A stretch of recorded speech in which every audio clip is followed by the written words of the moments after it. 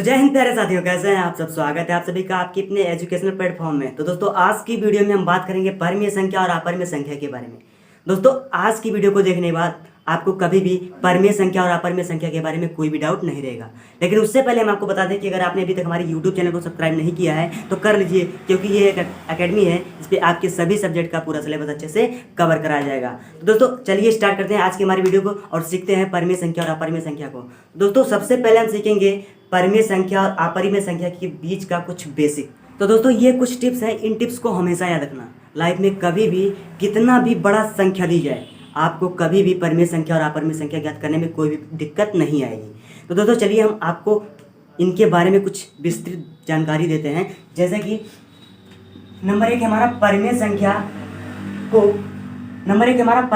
को परिमेय संख्या के साथ जोड़ा या घटाया जाए तो उसका जो इक्वल होता है वो होता है हमारा परिमेय संख्या। मतलब कि परिमेय संख्या को परिमेय संख्या के साथ अगर जोड़ा घटाया जाए तो वो हमेशा एक परिमेय संख्या बनता है। ये रहा हमारा पहला, जैसे कि 2 + 3 ये भी परिमेय संख्या, ये भी परिमेय संख्या, तो हमारा ये जो आएगा 5 ये भी एक परिमेय संख्या होगा। हमारा दूसरा है परिमेय संख्या को एक अपरिमेय संख्या के साथ जोड़ा या घटाया जाए तो एक अपरिमेय संख्या ही ज्ञात होती है। जैसे कि 2 + √5। दोस्तों अगर इसे जोड़ा या घटाया जाए तो ये हमेशा एक अपरिमेय संख्या आएगी। तीसरा हमारा है अपरिमेय संख्या को अपरिमेय संख्या के साथ जोड़ा या घटाया जाए। अपरिमेय संख्या को अपरिमेय संख्या के साथ जोड़ा या घटाया जाए तो दोस्तों ये हमेशा एक अपरिमेय संख्या ज्ञात होगी। जैसे कि √3 + √5। दोस्तों इसका जोड़ या घटाव हमेशा एक अपरिमेय संख्या ज्ञात होगा। तो हमारा चौथा है परिमेय संख्या को एक परिमेय संख्या के साथ गुणा किया जाए। तो दोस्तों परिमेय संख्या को एक परिमेय संख्या के साथ गुणा किया जाए तो हमेशा एक परिमेय संख्या आता है। जैसे कि 2 को 3 के साथ गुणा किया जाए, जबकि दोनों एक परिमेय संख्या है तो हमेशा एक परिमेय संख्या आएगा। साथ ही हमारा पांचवा है कि परिमेय संख्या को एक परिमेय संख्या के साथ भाग दिया जाए। दोस्तों ये एक इंपॉर्टेंट टॉपिक है, हमेशा याद रखना कि परिमेय संख्या को परिमेय संख्या के साथ भाग देने पर कोई निश्चित नहीं होता कि परिमेय संख्या ज्ञात होगा या अपरिमेय संख्या ज्ञात होगा। जैसे कि हम देखेंगे 2 को 3 के साथ भाग देंगे तो ये कुछ दशमलव में आएगा, जो भी आएगा हो सकता है वो परिमेय संख्या हो या अपरिमेय संख्या हो। साथ ही 30 को हम 9 से भाग देते हैं सबसे पहले, तो ये जो भी ज्ञात होगा ये एक अपरिमेय संख्या ज्ञात होगा। आप करके देख लीजिएगा। अभी हम आपको बताएंगे परिमेय संख्या और अपरिमेय संख्या के बारे में, लेकिन उससे पहले ये कुछ टिप्स हैं, इसे हमेशा याद रखना ताकि आपको लाइफ में कभी भी कितना भी लॉन्ग परिमेय संख्या अपरिमेय संख्या के बारे में ज्ञात करना हो तो आपको कोई दिक्कत नहीं होगी। बस आप इन टॉपिक्स को हमेशा ध्यान रखें। तो हमारा अगला टिप्स है परिमेय संख्या को अपरिमेय संख्या के साथ गुणा करें।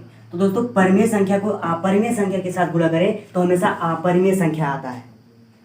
जैसे कि परिमेय संख्या में हम मान लेते हैं कि 2, इसको हम अपरिमेय संख्या के साथ गुणा करते हैं तो ये हमेशा 2√3 जो कि एक अपरिमेय संख्या है। साथ ही हम अपना अगला टिप्स देखते हैं परिमेय संख्या को अपरिमेय संख्या के साथ भाग दिया जाए। तो दोस्तों परिमेय संख्या को एक अपरिमेय संख्या के साथ भाग देने पर हमेशा अपरिमेय संख्या आता है। जैसे कि 2√3 को भाग दें तो ये हमेशा एक अपरिमेय संख्या माना जाता है। साथ ही हमारा अगला टिप्स है कि अपरिमेय संख्या को एक अपरिमेय संख्या के साथ भाग दिया जाए तो वो एक हमेशा परिमेय संख्या आता है। जैसे कि √2 को √3 के साथ भाग दिया जाए तो ये हमेशा एक परिमेय संख्या आएगा। ये दोनों अपरिमेय संख्या, इनको भाग देने पर हमेशा एक परिमेय संख्या आएगा।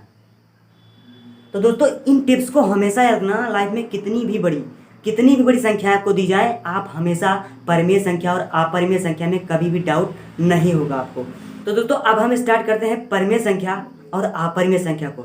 दोस्तों दोनों को एक साथ हम समझेंगे तभी हमें अच्छे से समझ में आएगा। तो दोस्तों परिमेय संख्या क्या होती है और अपरिमेय संख्या क्या होती है। तो परिमेय संख्या में हम कहते हैं कि वह संख्या है जिन्हें हम p/q के रूप में व्यक्त कर सकते हैं। p/q का मतलब होता है कि अंश बटे हर। p/q का मतलब होता है अंश बटे हर, मतलब कि भिन्न के रूप में।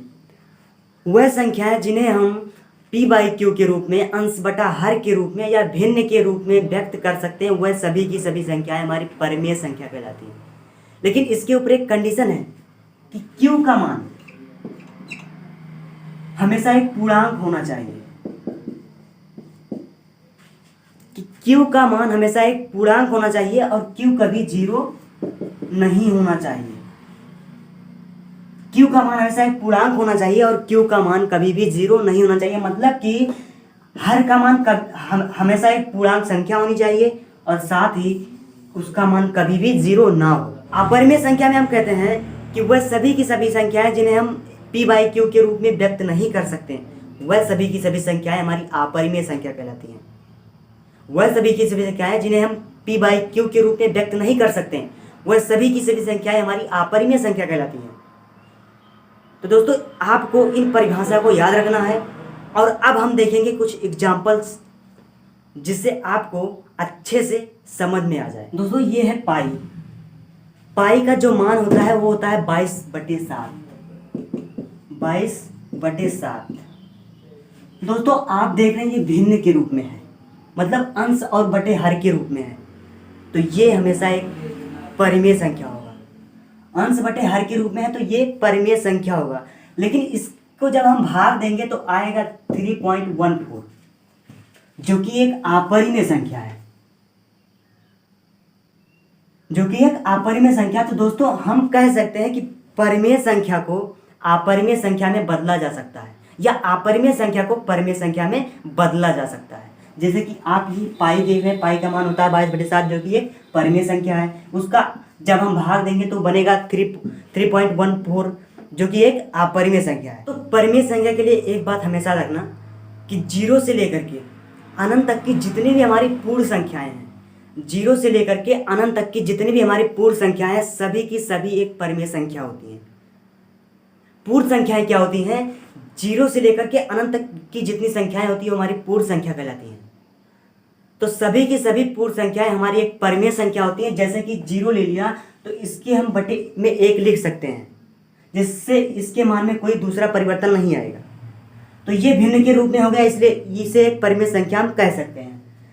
साथ ही एक को हम 1 लिख सकते हैं, 1/1 लिख सकते हैं, तो ये भी एक परिमेय संख्या हो जाएगी जो कि एक भिन्न के रूप में है, इसलिए ये भी एक परिमेय संख्या हो जाएगी।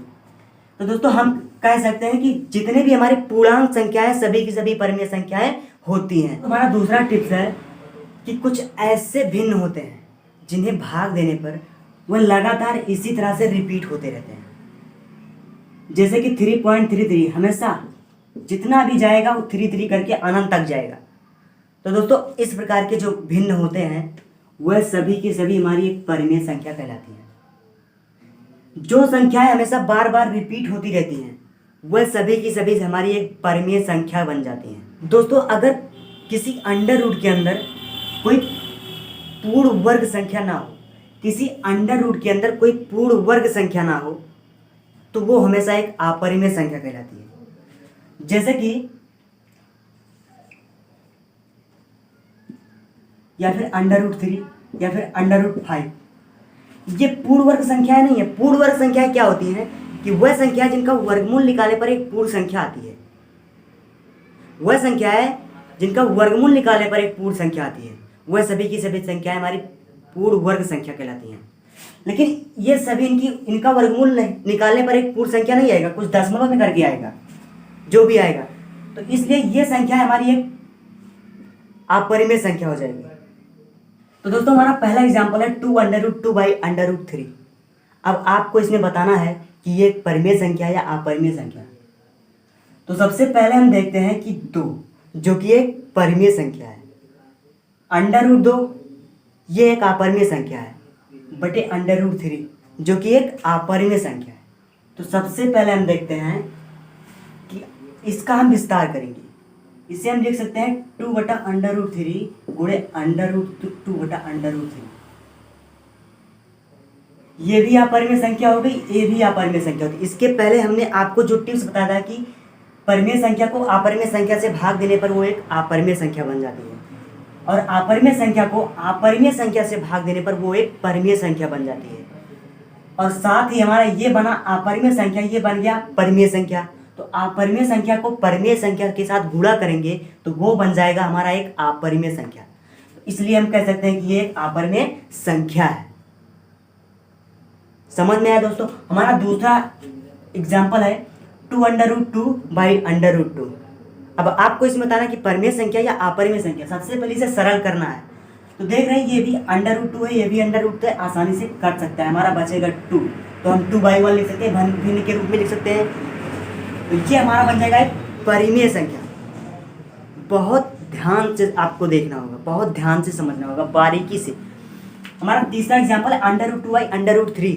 हमने आपको क्या बताया था टिप्स में कि एक अपरिमेय संख्या को एक अपरिमेय संख्या के साथ भाग देने पर वो एक परिमेय संख्या बन जाती है, मतलब कि ये एक परिमेय संख्या है। चौथा हमारा एग्जाम्पल है कि 3√9। तो सबसे पहले अगर ये सरल होता है तो इसे हम सरल करेंगे।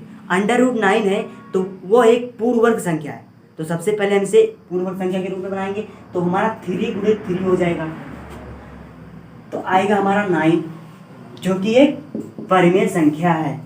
इसके बटे में 1 कर दो, बस बन गया भिन्न के रूप में, मतलब एक परिमेय संख्या है। हमारा अगला देखते हैं। अगला हमारा √3 - 5। तो हमने आपको क्या बताया था कि एक अपरिमेय संख्या को एक परिमेय के संख्या के साथ जोड़ने या घटाने पर बनता है हमारा अपरिमेय संख्या। एक अपरिमेय संख्या को एक परिमेय संख्या के साथ जोड़ने या घटाने पर बनेगा हमारा अपरिमेय संख्या, मतलब ये भी एक अपरिमेय संख्या है। छठवां हमारा है 2√2 + 6। हमने आपको इसमें क्या बताया था कि एक अपरिमेय संख्या को एक परिमेय संख्या के साथ जोड़ने या घटाने पर अपरिमेय संख्या बनता है। लेकिन उससे पहले इनके बीच में रिलेशन देखना होगा कि एक परिमेय संख्या को एक अपरिमेय संख्या के साथ गुणा करेंगे तो क्या बनेगा। तो एक परिमेय संख्या को एक अपरिमेय संख्या के साथ गुणा करेंगे तो वो बनेगा अपरिमेय संख्या। तो अपरिमेय संख्या को अब हम परिमेय संख्या के साथ जोड़ेंगे तब बनेगा हमारा अपरिमेय संख्या। ये बना हमारा एक अपरिमेय संख्या, ये है एक परिमेय संख्या। तो दोनों को आपस में जोड़ेंगे तो बनेगा हमारा अपरिमेय संख्या। अगला हमारा है 3√3/5। इसके लिए कौन सा टिप्स हमारा यूज होगा। हमने पहले इसके बीच देखो, तो 3 हमारा एक परिमेय संख्या है, इसको एक अपरिमेय संख्या के साथ गुणा करना है, तो ये बनेगा हमारा एक अपरिमेय संख्या।